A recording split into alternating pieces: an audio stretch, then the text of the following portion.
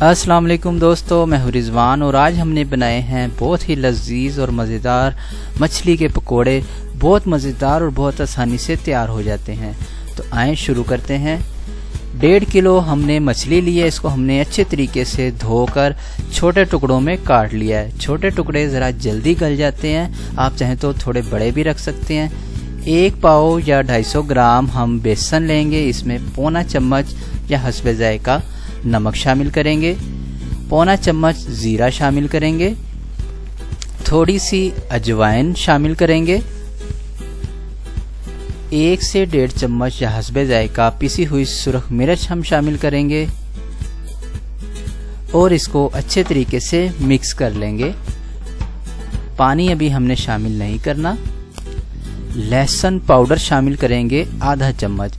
अगर लहसुन पाउडर आपके पास नहीं है तो आप घर का पिसा हुआ लहसुन 2 चम्मच शामिल करेंगे और इसको अच्छे तरीके से मिक्स कर लेंगे।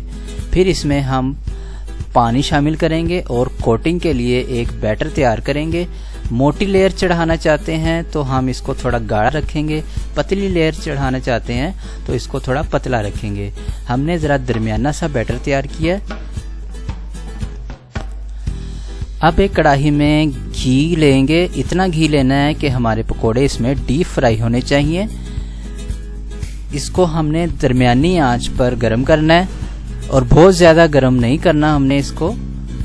अब हम अपने मछली के पीस लेंगे और इसको बेसन में इस तरीके से डिप करेंगे और अपने दरमियाने से गरम घी में शामिल कर देंगे।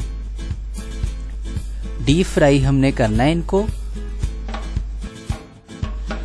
घी में शामिल करने के बाद हमने इसको बिल्कुल छेड़ना नहीं है। कम से कम 5 मिनट तक दरमियानी आंच पर हम इसको पकने देंगे। अगर 5 मिनट से पहले हमने इसको छेड़ा तो हमारा सारा बेसन जो है वो उतरने का खतरा होता है। 5 मिनट के बाद हम इसकी साइड चेंज करेंगे और साइड चेंज करने के बाद मज़ीद दूसरी साइड भी सिर्फ 5 मिनट तक फ्राई करेंगे तो हमारे मछली के पकोड़े जो है वो तैयार हो जाएंगे। अब 5-5 मिनट दोनों साइडें फ्राई करने के बाद हम इसको निकाल लेंगे। और ये ले जनाब, हमारे बहुत ही मज़ेदार मछली के पकोड़े तैयार हो चुके हैं। आप इसे बनाएं और कमेंट में हमें ज़रूर बताएं कि आपको कैसे लगे। दुआओं में याद रखिएगा। अल्लाह हाफिज़।